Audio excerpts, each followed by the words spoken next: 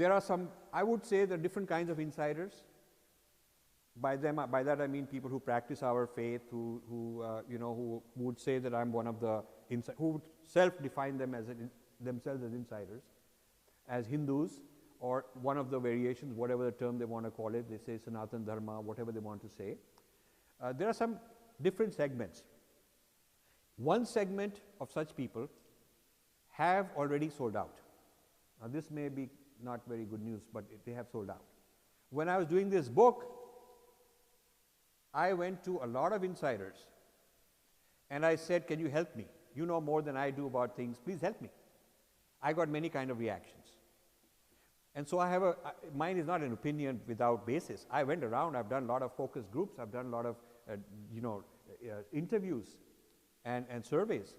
And I found a certain group of insiders have been well fed by the American Orientalists. They've been given their foreign tours every so many years, they've been introduced and brought in, so that they will not raise their voice. In fact, many of them were at first very enthusiastic about helping me when it was a very generic critique, when I didn't want to name names. But I said, okay, I'm going to name names, because it doesn't make sense to do a critique without saying who you are criticizing, and without quoting exactly what he said that you want to disagree with. It really is a shallow thing. So I do want to name names, and if you're going to help me, then you should know these are. I would send them different articles and works of people in the Pollock School of Indology, and a certain segment, I wouldn't say the majority, but I would say definitely a certain segment said, we will not do anything that opposes these guys.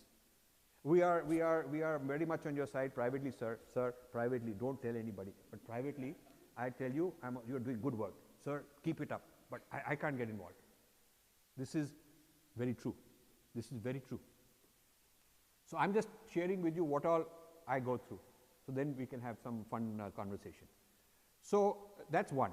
Then there is the other kind, other extreme, who are totally bombastic and dismissive. Why we need to know about them? Truth is in my heart, sir. Truth is in my heart. Truth will not change. आप खाइए पिए आप लीजिए, let's have a samosa, चाय P लीजिए, एक sir के लिए एक और चाय ला दीजिए. Sir, आप बहुत चिंता करते हैं. Why are you worrying? That sort of thing.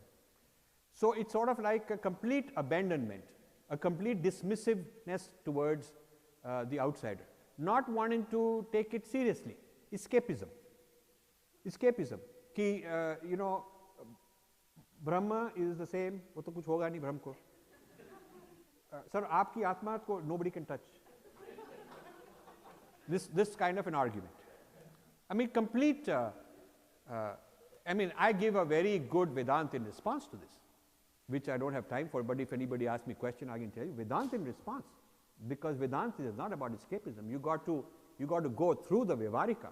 Your whole dharma is through the Vyavarika. You have to take this seriously. Otherwise, there would be no karma. There would be no yam niyam. There would be no, path. There would be no reason for a yagna, because all those things you could say don't need. So that's the opposite side. That is the side that dismisses with big bombastic things.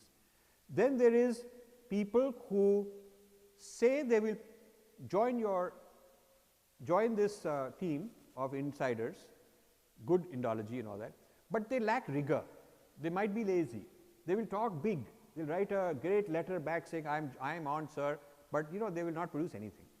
There is a lot of talk, but that hard work, tapasya, is lacking, which this is hard work. It's not just emotional. I call them emotional Kshatriyas who are claiming to be intellectual Kshatriyas. It is very difficult, much more difficult to be an intellectual Kshatriya. Emotional, talk very nicely and all that about us and blame others and get angry. Until 2-3 years ago, it used to be, sir, Sonia Gandhi will go away, problem will be solved.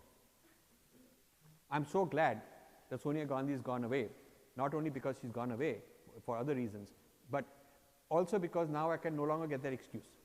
Now when I tell them this problem, that one less excuse. I tell them, okay, now we got this problem. Okay, so tell me, how is this particular problem been solved in the last 3 years? It hasn't been. So you can't blame all those guys. So now you please take some responsibility and let's do something. So it helps me in that sense, okay, because it's one less cop-out. Then there is this lack of knowledge of English is a serious problem for our people. I'm glad that they are Sanskrit educated, and like the Chinese doing Mandarin, these people should do in our language. But you need people like us who can translate for them from our point of view. The Westerners and the people they have trained in India, a huge army of Indian leftists, they are trained in Sanskrit, by the way. I want you to know that there is a flood of Indian people with Hindu names getting PhDs in Sanskrit and Sanskrit studies and Indology from this particular school of Indology that have been sent back to India. You've probably heard of Ananya Vajpayee, for example, and there's a bunch of others. And so they first get trained in Marxism. She came from JNU, and then they are sent here to be trained enough Sanskrit to be dangerous, enough Sanskrit to know what's where, what to point out, how to hit back here and there. Okay, not from the Shraddha point of view, but as an opponent who wants to know more about you to hit you back. So this this issue of rigor we lack, this issue of lack of idiom, lack of knowledge of English and idiom. So what has happened is, because the whole discourse has gone to English, not only language, but also the Western philosophy is being used. So for instance, I will tell you the argument that Pollock has about how to interpret Paramarthika, which is the domain, the realm of the transcendence, and Vyavaharika, which is the worldly realm, and their relationship, and why one should be discarded or not the other, his whole theory on this, which is very important, is based on a man called Vico. Now, you probably nobody will raise hand, or maybe one or two if I said, do you know about Vico? So our traditional people never heard of this. And yet that theory, that Siddhanta of foreign Videshi Siddhanta is being used to interpret our tradition in a way that none of us can respond and refute, because we don't know what he's talking about. But we dare not open our mouth and say, I don't know what you're talking about, because then he'll say you are useless. So we are useless because we don't understand the Videshi point of view about us. That's how colonized we are. That's how much fear we have. That's how much inferiority complex we have.